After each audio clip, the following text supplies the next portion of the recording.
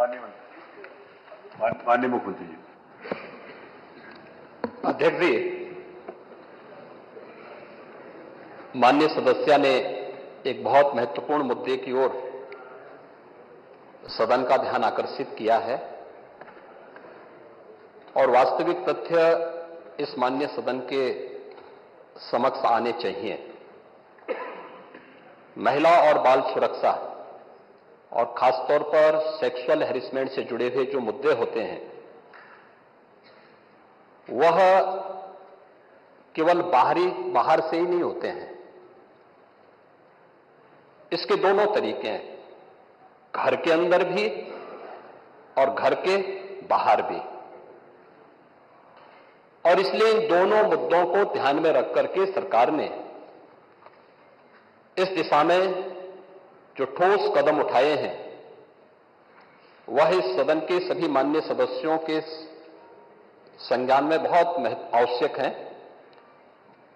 अगर मैं महिला संबंधी अपराध को, जिसमें घरेलू हिंसा से जुड़ी हुई जो या सेक्सुअल हैरेसमेंट से जुड़ी हुई जो मामले होते हैं, इन सब की तुलना करूं तो सबसे पहले माननीय सदस्य को मैं इस बात के बारे में अवगत करा दूं कि 2016 की तुलना में दहेज जैसी घटना के बारे में देखें तो 2016 की तुलना में 2016 में कुल घटनाएं घटित हुई थी, उनकी तुलना में 23-24 के बीच में लगभग 17.5% की कमी घटनाओं में आई है। बलात्कार की घटनाओं में 2016 की तुलना में अगर 23-24 में हम उसकी तुलना करें, इसमें 25.30% की कमी दिखाई गई है।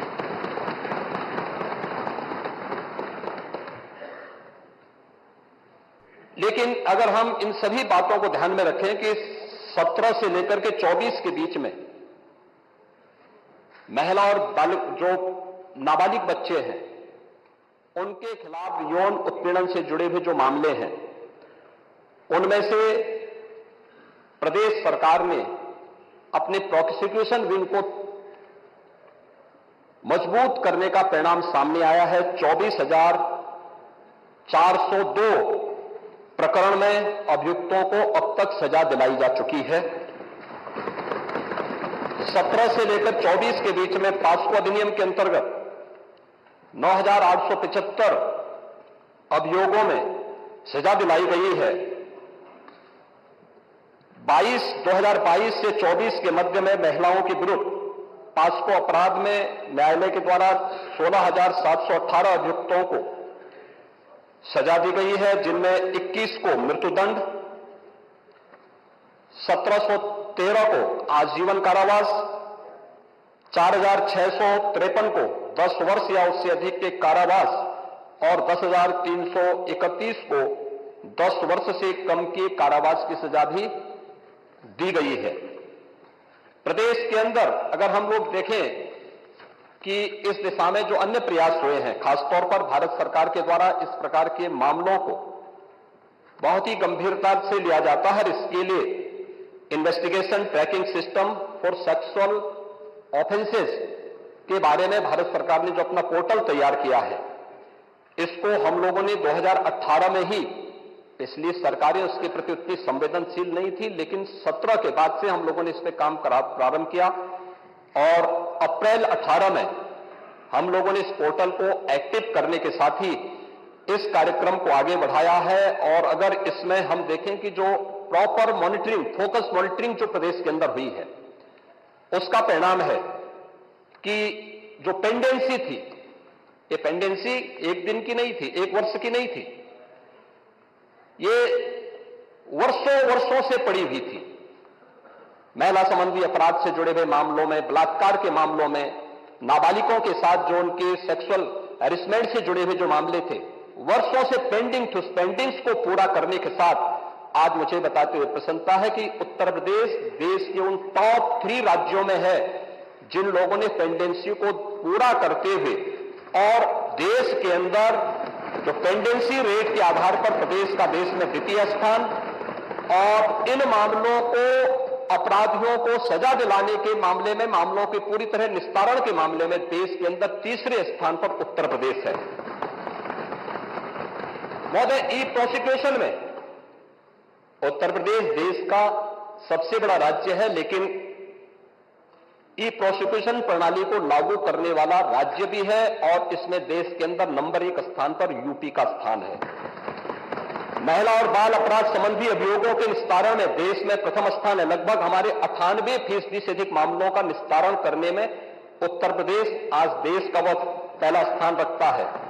और मैंने जो पहले भी कहा, घरेलू हिंसा से पीड़ित महिला के लिए 181 की एक सर्विस है और 1090 बाहर महिला संबंधी अपराध के लिए जब कोई घटना घटित होती है तो कोई महिला कॉल करती है तो उस पर तत्काल सेवा उन्हें उपलब्ध होती है। इन सबको इंटीग्रेट करने का काम भी 112 के साथ इंटीग्रेट करने, 181, 1090 और 112 को भी इंटीग्रेट करके अगर कहीं भी सूचना आ रही है उस सूचना को संबंधित तक भेजने के साथ ही उसको तत्काल रिलीफ मिल सके, इसके लिए भी यहां पर कार्य किया गया है। यही नहीं, प्रदेश के अंदर एक महिला थाना हर जनपद में स्थापित करने के साथ साथ एक अतिरिक्त थाने की जिम्मेदारी भी महिला थानाध्यक्ष को उपलब्ध करवाया गया है। और हर थाने में, जो प्रदेश के अंदर 1585 थाने हैं, इन 1585 थानों में महिला हेल्प डेस्क अलग से बना करके एक व्यवस्था बनाई है। और 2020 से हमारी सरकार पूरे प्रदेश के अंदर मिशन शक्ति के एक अभियान को आगे बढ़ा रही है। मिशन शक्ति के अंतर्गत पिछले 7 वर्ष में हम लोगों ने लगभग 1.5 लाख पुलिस कार्मिकों की भर्ती की है प्रदेश के पुलिस बल में। और मुझे बताते हुए प्रसन्नता है कि 17 के पहले जितनी भी भर्तियां हुई उन सभी को अगर हम जोड़ लें तो कुल 10,000 महिला पुलिस कार्मिक भर्ती हुई थी। लेकिन 17 से लेकर के 22-23 तक जो भर्तियां हुई, इन भर्तियों में प्रदेश में 20,000 से अधिक महिला पुलिस कांस्टेबल की भर्ती करने में हमें सफलता प्राप्त हुई। यानी आजादी के 70 वर्षों में जितनी भर्ती हुई थी महिला, उससे दुगनी भर्ती अकेले 5 वर्ष के अंदर हमने पुलिस महिलाओं को यहां पे भर्ती किया। पुलिस की भर्ती में उनकी 20% हॉरिजॉन्टल आरक्षण की व्यवस्था उन्हें प्राप्त हो सके, इसको अनिवार्य रूप से प्रदेश के अंदर लागू किया। लखनऊ, गोरखपुर और बदायूं में महिला पीएसी की बटालियन के गठन की कार्रवाई को भी आगे बढ़ाया। लेकिन जो पुलिस कार्मिक महिलाएं भर्ती हुई थी वे केवल एक कांस्टेबल के रूप में ऑफिस के कार्य को या थाने तक ही अपने को सीमित न रखें, बल्कि महिलाओं की सुरक्षा के साथ साथ शासन की योजनाओं को महिलाओं तक पहुंचाने के लिए उनकी प्रतिभा का लाभ समाज ले सके, इसके लिए प्रदेश के अंदर 10,000 से अधिक महिला बीट स्टेशन स्थापित किए गए, महिला पिंक बूथ की स्थापना की गई और यह भी व्यवस्था लागू की गई कि ये महिला बीट पुलिस अधिकारी हर मिशन शक्ति के अंतर्गत वहां पर जाएंगी, वहां पर सप्ताह में एक बार जाकर के महिला संबंधी घरेलू हिंसा का हो या बाहर की सुरक्षा से जुड़े हुए कोई मुद्दे होंगे, इन पे तो चर्चा करेंगे ही, इससे संबंधित समाधान भी निकालेंगे। लेकिन इसके अलावा महिलाओं से संबंधित, उनकी सुरक्षा से संबंधित जो भी, या उनकी स्किल डेवलपमेंट से संबंधित या उनके स्वावलंबन से संबंधित कौन सी स्कीम केंद्र या राज्य सरकार की है, इनसे भी गांव की महिलाओं को अवगत कराएंगे। और ये मिशन शक्ति का एक कार्यक्रम प्रदेश के अंदर लगातार ये जारी है और इसके बहुत अच्छे परिणाम भी हम सबके सामने देखने को मिले हैं। ये सरकार महिला सुरक्षा के प्रति पूरी तरह गंभीर है और उस गंभीरता का परिणाम ही है कि प्रदेश के अंदर इस सरकार ने आने के बाद सबसे पहले सौदों पर लगाम कसने के लिए जो कार्रवाई की एंटी रोमियो स्क्वाड का गठन, उसका एक उदाहरण है। और मुझे बताते हुए दुख है कि एंटी रोमियो स्क्वाड का जब हमने गठन किया था, सबसे पहले समाजवादी पार्टी ने इसका विरोध किया था, उसने विरोध किया था। और मुझे बोलने में भी कोई संकोच नहीं है कि महिला संबंधी अपराध से जुड़े हुए ज्यादातर मामलों में समाजवादी पार्टी से डायरेक्ट या इनडायरेक्ट जुड़े हुए लोग उसमें इन्वॉल्व पाए जाते हैं। और यही नहीं, महिला संबंधी अपराध में ये उस पीढ़ी का प्रतिनिधित्व करते हैं,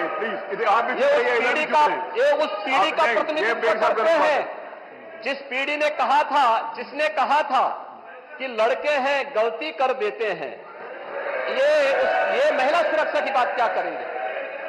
ये महिला सुरक्षा के लिए तो समाजवादी स्वयं ही एक गंभीर खतरा है। और इसीलिए महिला सुरक्षा के बारे में प्रदेश सरकार पूरी तरह सचेत है, सक्रिय है। हर बेटी को भी, हर व्यापारी को भी सुरक्षा प्रदान करने के लिए पूरी तरह प्रतिबद्ध है। प्रश्न संख्या 2 शरीर प्रधान। माननीय मुख्यमंत्री जी, आपने बताया इतने को हमने दंडित कराया, तो क्या पूछा गया था कुल कितने घटनाएं हुई? तो जो दंडित हो जाते हैं कोर्ट से उन्हीं को आप घटना मानते हैं कि जो घटनाएं घटती हैं उनको भी घटना मानते हैं?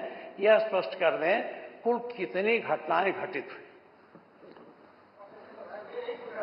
आपने नेता प्रतिपक्ष, मैं आपका सम्मान करता हूं और आप दो बार इस माननीय सदन के अध्यक्ष के रूप में अपनी सेवाएं दिए हैं और आपने पहला प्रश्न किया है आज यहां पर। पहले तो आपके चयन के लिए मैं आपको बधाई देता हूं। ठीक है, अलग विषय है कि आपने चचा को गच्चा दे ही दिया। चचा बेचारा हमेशा ही ऐसे ही मार खाता है, उनकी नियति ही ऐसी है, क्योंकि भतीजा हमेशा भयभीत रहता है। लेकिन आप इस सदन के एक वरिष्ठतम सदस्यों में से हैं, आपका मैं सम्मान करता हूं। मैंने आपको पहले भी बताया कि 24,000 जो महिला संबंधी अपराध थे प्रदेश के अंदर 2016 में, अगर हम देखेंगे तो बलात्कार की जो घटनाएं घटित हुई थी वह 1838 हुई थी। लेकिन अगर मैं 24 के अंदर की घटना बताता हूं, इनकी संख्या है 1373। और मुझे लगता है ये घटनाएं बताती है 25% से अधिक की कमी इस बारे में बताती है कि अपराधी आबादी तो बढ़ी होगी इस दौरान, और आबादी बढ़ने के क्रम में अपराध कम हो रहा है, नियंत्रित हो रहा है। लेकिन जो मैंने कहा, महिला संबंधी अपराध दोनों प्रकार के होते हैं, घर के अंदर भी होते हैं और घर के बाहर भी होते हैं। दोनों के लिए सरकार ने उस प्रकार की सेवाएं भी उपलब्ध की हैं। घरेलू हिंसा से संबंधित मामले में 181 की सेवा है। घर के बाहर की सुरक्षा के बारे में जागरूकता पैदा करने के लिए और उन्हें सुरक्षा उपलब्ध कराने के लिए तत्काल वो कॉल कर सके, इसके लिए 1090 की सेवा उन्हें उपलब्ध कराई गई है। लेकिन साथ साथ क्विक रिस्पांस टीम 112 इन दोनों के साथ इंटीग्रेट करके अगर कहीं भी कोई अपराध होता है, अगर इन तीनों में से किसी को भी कॉल करेंगे तो वहां पर आपको सेवा उपलब्ध होगी इसके बारे में। लेकिन इस पे समय पे चार्जशीट दाखिल करना, डिस्ट्रिक्ट मॉनिटरिंग कमेटी की बैठक के साथ, जुडिशरी के साथ बेहतर तालमेल बना करके इस प्रकार के मामलों में समय पे अपराधियों को सजा दिलाने के लिए एक प्रोसिक्यूशन को आगे बढ़ाना और अपराधियों को सजा दिला दी जाए, यह महत्वपूर्ण है। उसी का परिणाम है जो मैंने आपको पहले बताया कि अगर महिला संबंधी जो उनके महिलाओं के विरुद्ध और पास्को संबंधित अपराधों में अब तक हम लोगों ने 16,718 अभियुक्तों को अब तक सजा दिलाई है। इसमें से अगर आप देखेंगे 2121 को हम लोगों ने मृत्युदंड, 1,713 को आजीवन कारावास, 4,653 को 10 वर्ष या उससे अधिक का कारावास और 10,331 को 10 वर्ष से कम की कारावास की सजा दिलाई है। ये जो अपराध, जिन अपराधियों की सजा दिलाई गई है, इसमें आप देखते होंगे अक्सर समाचार पत्रों में आता है कि 1 महीने के अंदर दुष्कर्मी को सजा दिलाई गई। ये प्रोसिक्यूशन को फास्ट करने, समय पे चार्जशीट दाखिल करने का परिणाम है। नहीं तो होता क्या है, जब हम लोग इसमें लापरवाही बरतते थे, सरकार संज्ञान नहीं लेती थी, विभाग संज्ञान नहीं लेता था, लोकल स्तर पर संज्ञान नहीं लिया जाता था, अपराध बढ़ते थे और फिर इनको हल्केपन से लेने का दुष्परिणाम क्या होता था कि हर ऐसा अपराधी स्वच्छंद होकर के अपराध